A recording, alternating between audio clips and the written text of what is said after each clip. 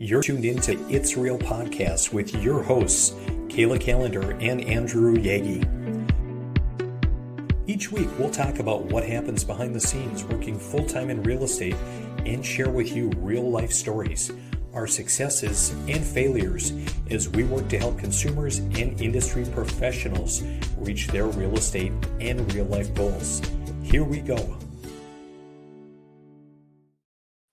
Welcome to episode 44 of the It's Real podcast. I'm Kayla Kallander and I'm a mortgage lender.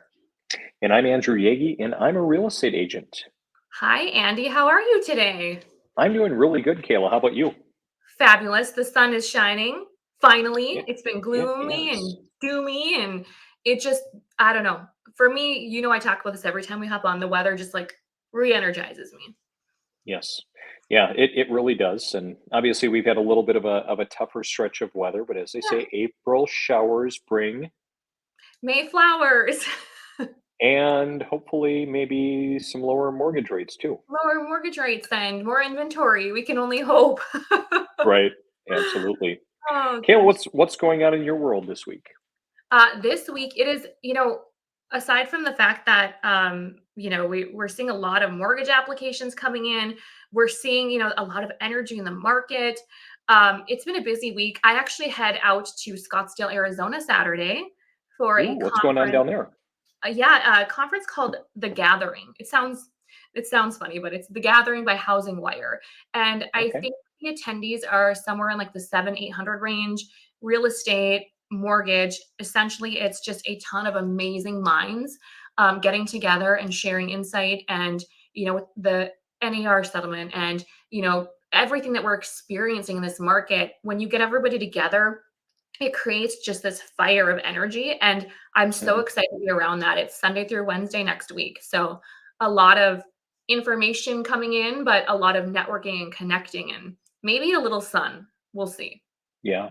Awesome. Well, I'm a little bit jealous, although as the weather gets nicer in our area here, it makes me want to leave a little bit less and get out to the lake a little bit. In fact, we were out around Otter Tail Lake just last weekend and kind of doing some cleaning and organizing and everything. Have you guys been out to your place yet? Yeah, we were out. My husband put me to work last weekend, so we were cleaning and organizing. I saw you guys were too, and you know what it's like. The lake is no longer frozen, and you've got some kind of rocks pushed up. You have to take care of it. But anything worth having requires maintenance, and it's worth it.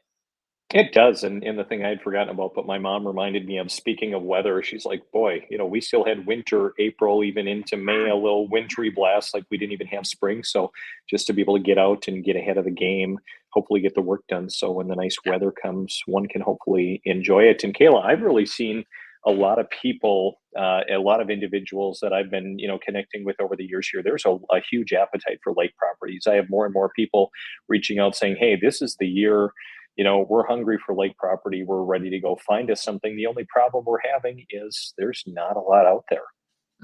There's not. And I get your listing emails too. And even I go and look and it's crazy, like the amount of inventory that there is. But I remember when we bought in 21, I feel like we were experiencing lack of lake properties then. And Andy, is that because of any certain reason? Is it usually because lake homes are handed down by, traditionally from generation to generation? Or is it just, is there anything else associated with that lack of inventory? I feel like it's a generational piece, and it's been really interesting as I even look at, my own family and just kind of the history of being like on Otter Tail Lake, for instance, on my dad's side of the family. But then I look at so many properties that are coming up now that, it's been passed down, maybe the mom and dad are either not living or they're living in long-term care or just don't want to come anymore, and so then the kids maybe have inherited the property, and there are a lot of people that just really don't love it, or they maybe want the cash, or we live in such a global society today too, where people are spread out and like, "Hey, I'm living in Scottsdale now, like I'm not going to make it back up here to Minnesota, like I want my cash out of this." And that's exactly kind of what we're seeing too, is anytime I talk to clients, it's like, even people that have them, it's like, okay, now what do you do? Like, is it paid off? Is there a mortgage? There's a lot more to it. And I think at some point when you are, scattered siblings, it's a lot harder, but I'm curious to see what does pop up. We're going to start seeing more inventory in Lakes area. Yeah, I think we are. I'm having a lot of good conversations with lake sellers and also some buyers, and actually, starting to write some offers as well on some lake properties and other properties as well. In fact, I've really seen even just this week, quite a bit of activity of individuals that, hey, you know what, it's ready for us. We're ready to make a change. We want to sell, we want to buy, we have this goal. Help us get there. But the other thing I'm seeing, Kayla, is I'm looking at the news a little bit and kind of Mhm. looking at Inman, and it tells me that home buyers are rushing to lock as mortgage rates hit new 2024 highs. And, Yeah. conforming conventional loans pushed through, 7% last week and continue to rise as latest inflation data and remarks by the Fed chair dim prospects that the Mhm. Fed will ease rates in June. Talk about Mhm. that, Kayla. CPI report came out and it was not what we expected. I think when we hear rates rise and things are more expensive, normally people stop spending. The CPI report, consumer pricing index, that's what CPI means. It showed higher inflation. And so in order to keep, inflation down, the result is higher rates to keep people from purchasing. And so at the end of the day, people are still purchasing. And at the end of the day, they're also putting it on credit cards, is what we're seeing. We're seeing trillions and trillions of debt that has been acquired on credit. And so what we're seeing is the exact opposite of what we had hoped, and that's higher interest rates. So until we see a CPI report that comes back and it shows that inflation has decreased, we may see rates stay in the sevens. And I believe, I can't remember the exact numbers, but June was the date of, hey, we're going to see some rate movements. There was at least over 50%. Now I know there were chats of it being at 20% that rates will come down. And now July is when we will see. So when we look at this, it's nothing that we could have predicted. Even us lenders were like, well, that's not what we were hoping for. And so I say at the end of the day, if you are not comfortable with the payment today, you probably shouldn't purchase today. You have to be comfortable. But if you Yeah. are comfortable, you can't play the rate game because then you have people in contracts and the rates are going up and now they're uncomfortable and they're in contract. And so it just goes to show you that it is so unpredictable and you just can't play that game. Well, speaking of being unpredictable, I found this as kind of a subsequent article. Instead of cutting rates, what if the Fed raises them? And so Mhm. I think I heard a piece of news just the other day, Kayla, that talked about the fact that, hey, we've been eyeing this rate cut, kind of summerish or whatever, but what if that doesn't come? And then subsequently, what if we don't see any rate cuts? And hey, what if we keep seeing, kind of this negative momentum with inflation and we get up into the eights. I was talking to another lender the other day and they were talking about the fact that even they've seen, people, you mentioned the credit card debt piece, but even individuals who have a home equity line of credit and how Yep. they were even getting almost to their max Yep. as far as their percentage of debt on their books, like they were bordering a high percentage of home equity line of credit debt. It's true. I actually was talking to a realtor yesterday, and she was saying she's dealing with clients that do not want to sell their homes because they don't want to let go of that 3% rate. But here's what I see on my end, Andy, is I see your 3% mortgage rate, but then I see your $50,000 credit card at 22%, your $104,000 HELOC at 9%. And so when we look at where our sellers are at now, they're so concerned about this 3%, rightfully so, rightfully so. But in the big scheme of things, it may make more sense to sell your home, get that massive equity, and pay off those hundreds of thousands of dollars of debt that we are seeing push up. Like we said, that CPI report showed that people are spending. And on my end, I'm seeing it. And so it might be worth giving up a 3% rate to get rid of the 22% rate. Yes, at smaller balances, and then to take a 6-7% rate on a new home. So just a different way Mhm. to think of it. It's all about cash flow. Yeah, absolutely. That does make a lot of sense. Kayla, where are rates at today? Oh boy. Well, today they're above 7. I remember when we were talking not too long ago, we were right under, but 7.41 for a conforming 30-year fixed. And you'll see FHA is 6.87.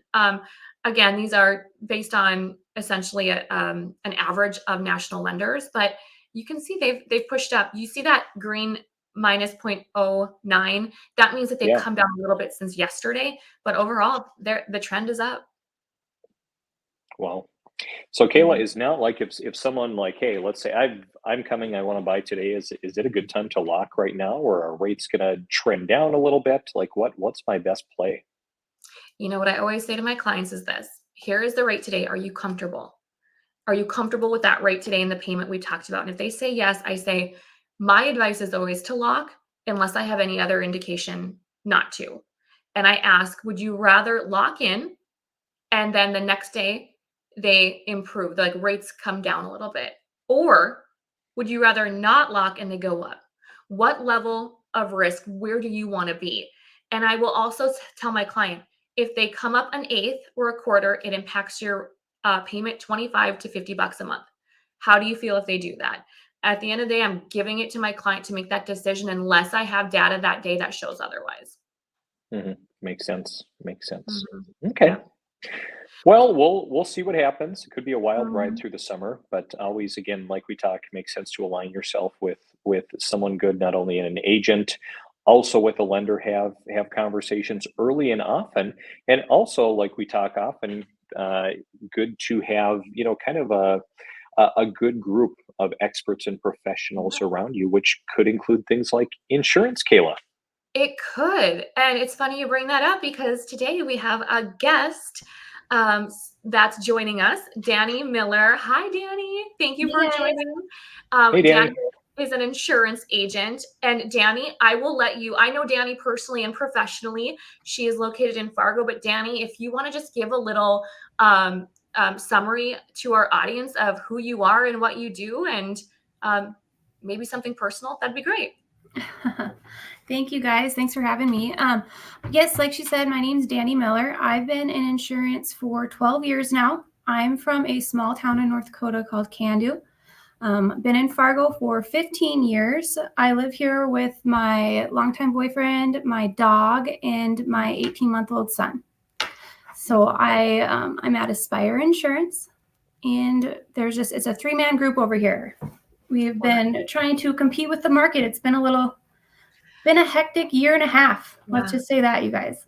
Yeah, it Yeah. really has been chaotic. And when we think about, Andy says you have to align yourself with experts. And, we think about realtors and lenders, but one of the biggest pieces that is part of a home loan is insurance. And we get the opportunity to work with insurance agents like you, Dani. And I love working with you.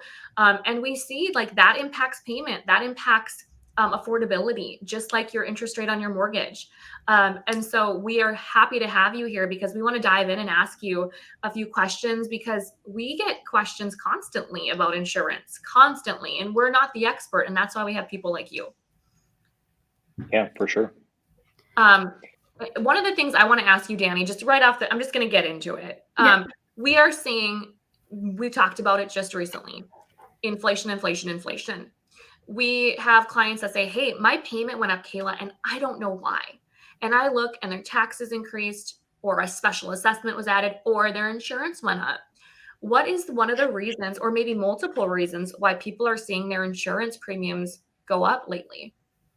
Well, there are multiple reasons, and it's so tough right now because, Mhm. like you said, we get those phone calls every day of why did my escrow go up? Well, unfortunately, there's been inflation. There's been large losses. We have companies that are pulling out of personal lines completely. There was a company that gave a 60-day notice. They're pulling out.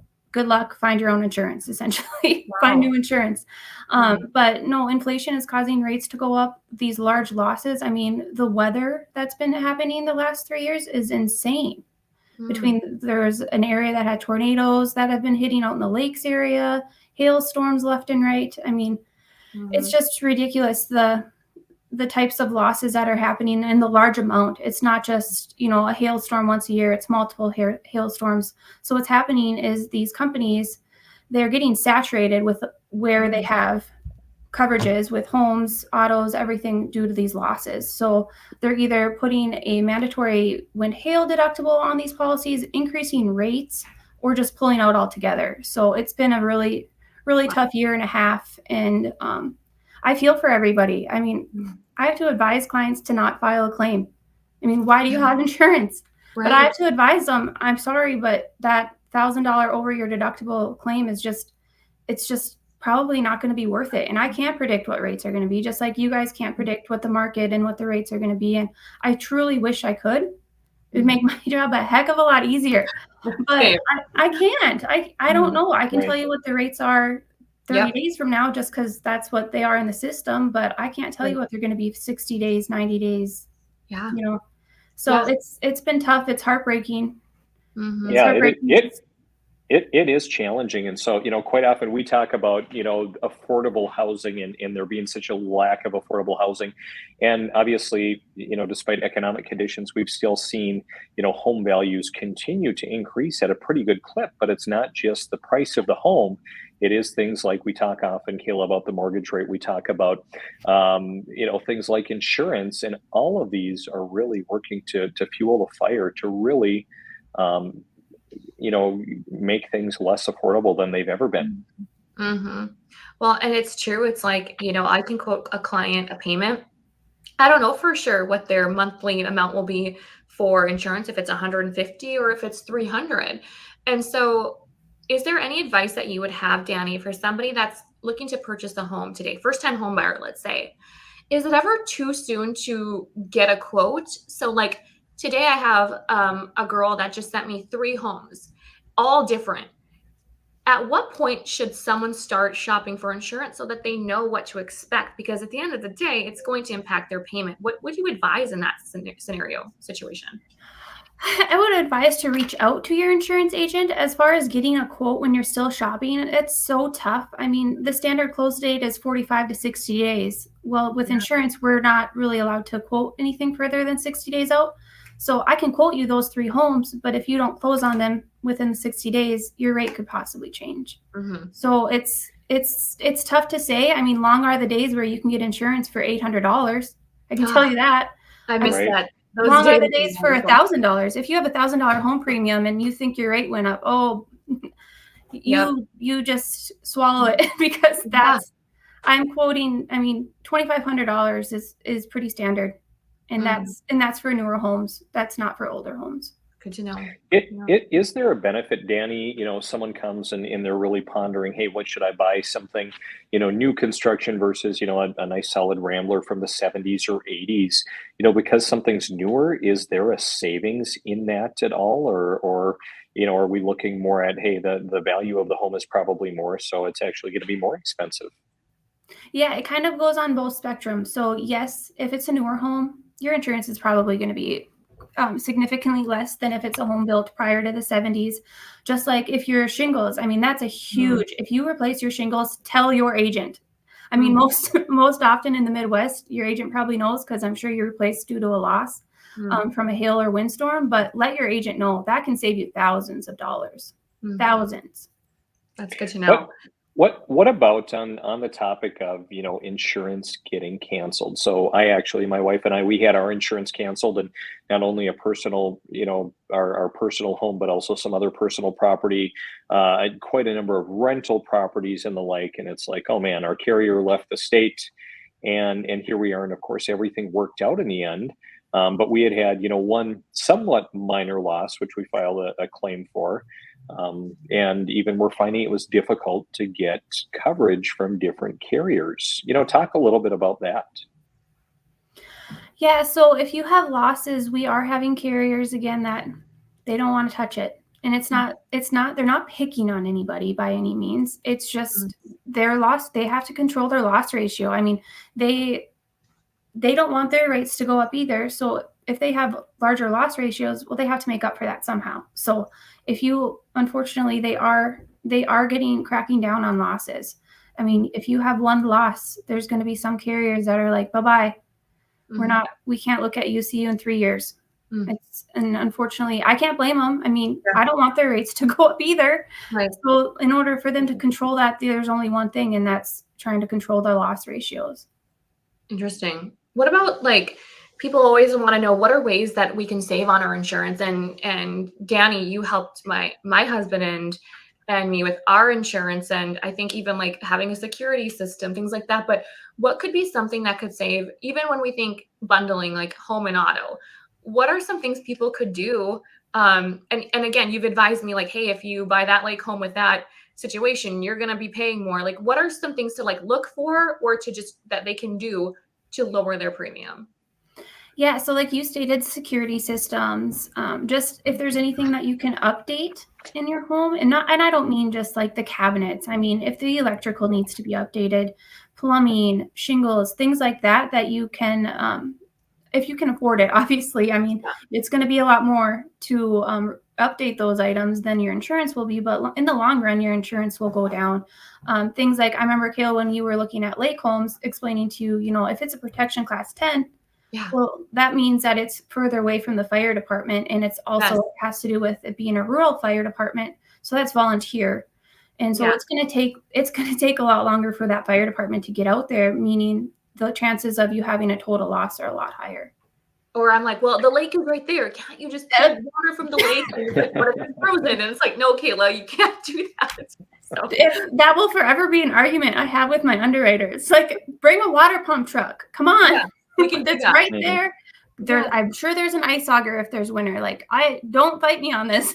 Right. Well, even wasn't there something with like a fireplace, like a gas, or there was something that was more risky? Yeah, the fireplace and wood stoves. Wood stoves are That's what I huge. If those aren't installed properly, I mean, even if you have one, they make you fill out a questionnaire. They want photos. Sometimes they'll send out an inspector. Those are tough. I have another question.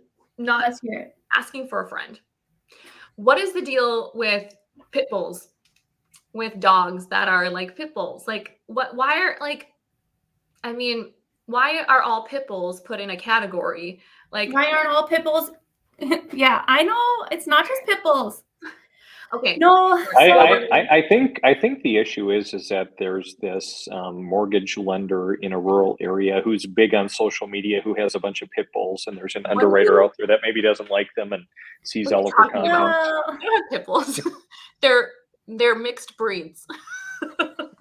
You know what? Even mixed breeds are getting categorized. No, what happens? It's just like your vehicle. I mean, not to compare a dog to a vehicle, but they've just had more animal bites with those due to, unfortunately, behaviors. Well, we all know. I mean, not we all, but you and I know it's not the dog. Right. It's not the dog. In anything. I mean, I have a 18-month-old son. My dog is half Vizsla, half Red Lab. He's the most timid old soul dog. I still get like hesitant though if Nash tries to crawl on his kennel, his safe place. I mean, unfortunately, you can't. You just don't know. But on that note, underwriters have took it upon themselves to put specific dog breeds in a category where, unfortunately, they don't want to deal with that. But on a positive. Some are just, it's not the dog. They're just excluding animal bites. So they're not saying, hey, you have that dog, you're out of here. It's, well, we're just going to do an exclusion to if there is a loss from your dog biting someone else. Gotcha.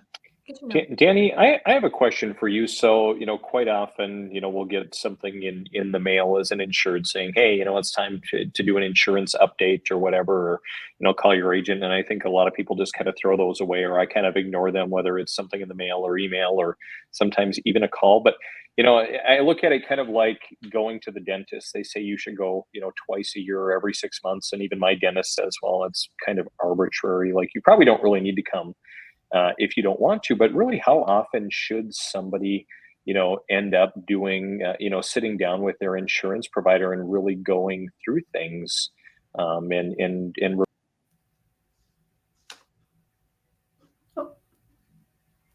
you cut off. And reviewing. Sorry. No, you're fine. No, that is a very good question. And hey, good for you for opening those letters from your insurance carrier, by the way. Because a lot of people don't, and they claim that they don't get certain letters, and I know you did. We all know you did. I didn't say I always open them, but I do try to open everything. No, I would say it really that does depend on the consumer. So if it's going to be somebody that is buying and selling things frequently, twice a year. is my advice. But once a year is usually pretty good. And that's not just like, well, I didn't sell a vehicle this year, I didn't do any updates. Well, did you buy jewelry? Do you want to schedule your jewelry? What if you lose that $10,000 ring you just bought your wife? Mm-hmm. Did you know that there's a limit on homeowners policies of what they'll pay out for jewelry? And you would have to have a deductible in some cases. You can schedule those on your homeowners policy and have $0 deductible. Mm-hmm. A lot of people don't think of that. And if you meet with your agent when they're going through, their checklist, that's something on there. I mean, I'm not saying always schedule it. A lot of people elect not to do that, but things like that, you just don't think about, and we don't expect you to think about. Right. If you're spot on though, and it's like people really need to take the time to meet with these experts. Like Andy, you and I talk about all the time.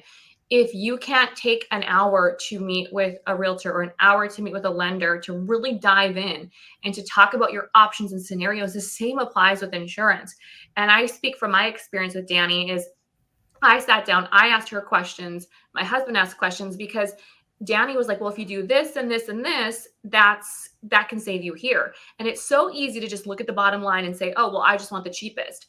But it's, what are your goals, short-term and long-term, for your insurance? And are you planning to, get engaged? And what fears do you have? And this is just an example of why it's so important to sit down and talk exactly with someone like you, Dani.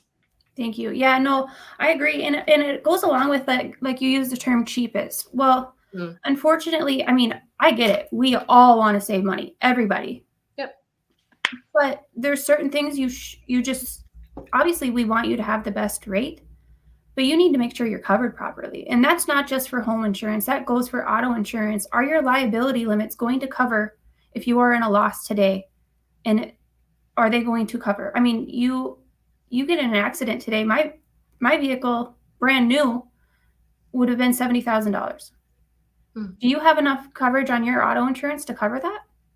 Because a lot of people it's going to be, if they do, it'll be close. It's going to be close. So things like that, just to make sure that you understand of what you're paying for, and you don't want to just go out there and find the cheapest insurance. Sure. Because that's not going to come in handy when you need it. Same with anything, right? Like cheapest isn't better, That's why I don't shop on Shein anymore. That you don't shop on where? Shein. Or Shein. Don't say that. I have an order coming today. Okay, well, I had a really bad experience last week, Dani. Let me know how your quality is. So anyway. Ooh, I have a trip next week, and I'm really banking on my outfits. Okay, well, let me know how the quality is. Okay. Sounds like you better start looking for some plan Bs based on Kayla's feedback. But Dani, tell us, so we talk about affordability, we talk about insurance, in some cases up to double-digit rate increases. What are some practical ways an individual can potentially save money when it comes to their overall insurance? Bundle it together. If you have an auto, tell your agent, because you need to get that.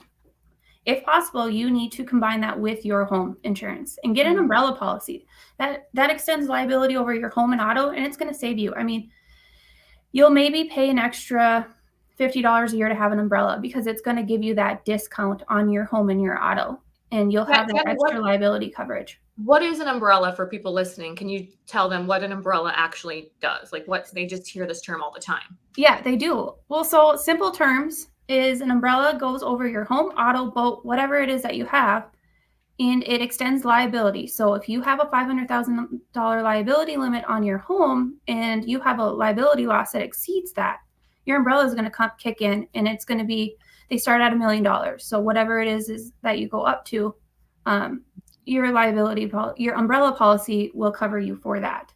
And we all know everybody's so happy. They all got to make $1. So, yeah. And $500,000 unfortunately doesn't get you as much as it used to. For sure. Good to know. That's good to know. Andy, any last questions that you have for Dani, or Dani, any questions for us? Ooh, put you on the spot as we wrap it up. A Dani question. The hot seat. The hot seat. All right. My question is, in today's market, you guys are dealing with high rates, minimal, the housing market, at least in the Fargo area, Andrew. Correct me if I'm wrong in your area. There's certain types of houses that are sitting on the market longer than others. There's ones that are flying off the shelf, one would say. What do you have advice for someone that is looking to buy right now in a market that's not a first-time home buyer? Andy, do you want Ladies first, Kayla. Okay. So what I would say is I really strategize with my client and the realtor. So I would say get your lender, your realtor, and yourself all together. That is where you win because everyone's on the same page. I had a client lose by $1,000 on a purchase because they didn't talk to me, and they just were like, we don't want to go higher. It would have changed their payment $6. So I would say my advice would be get together and strategize and find out ways to get your payment down, or maybe you get a seller concession, because there's always ways that you can traditionally work. I was talking to Andy earlier where you might be able to get profit from your sale of your current home. And maybe it doesn't make sense to put it all towards down payment. Maybe you could pay off some higher interest debt. So I would just say get together and strategize with your team from insurance, real estate, your lender, and just talk about those ways. So on a financing piece, that would be my recommendation. But I'll hand it off to Andy in terms of his position. Yeah, thanks, Kayla. Good question, Dani. Also appreciate everything you've contributed here today. But I think the biggest thing is just early in the process, connecting and sitting down. Sometimes, especially in the lender realm, it's hard to get everybody in the same room. But ultimately, I try to sit down, with my buyers, and we work a little bit more with sellers than buyers. But out of the individuals that are buying, try to sit down to say, hey, what are we really looking for? And ultimately making sure that we're looking for the same house, because oftentimes, and Kayla can attest to this too, and Dani, you can maybe relate in your own life, but sometimes we'll be running around looking at houses and we've looked at 10 and nothing's clicking. Well, at that point, if we haven't found anything remotely interesting, we're probably looking for 2 different homes, or we're looking just to look. And I always tell people as agents, we're professionals, we're experts, but we're not tour guides. It's not our job to come and just take you to look at a house because it looks interesting and because we want to be somewhere. But ultimately making sure that we're respecting everyone's time, everyone's expertise, that we have a good solid plan in place so that we can sit down and we can win together. I think that's really the key to it. And then again, having those experts, that lender, insurance becomes part of it. Sometimes attorney, title company, sometimes getting a CPA involved, depending on what your circumstance is and what you're buying and how you're buying it, but just really having a good plan in place and not approaching it haphazardly. I love that. Good answer. Thanks Good for answer, asking, guys. Well, Dani, thank you for coming on and providing so much value to everyone. It's not often Andy and I have guests, and we completely appreciate the time you took today. If anyone wanted to get a hold of you, what would be the best way for someone to reach out? I would say my email, and that is Dani, DANI, @aspirebanks.com. And banks is plural. Okay. Sounds good. Thank you for putting that up there. Love it. Yeah, thank you, Andy. Wonderful. Love it. Well, I think that concludes today's episode, and we're so excited, Dani, that you joined us. And you guys have an amazing week. And until we see you again, guys. See you, Kayla. Bye, Dani. Thanks. Bye, guys. Bye. Thank you.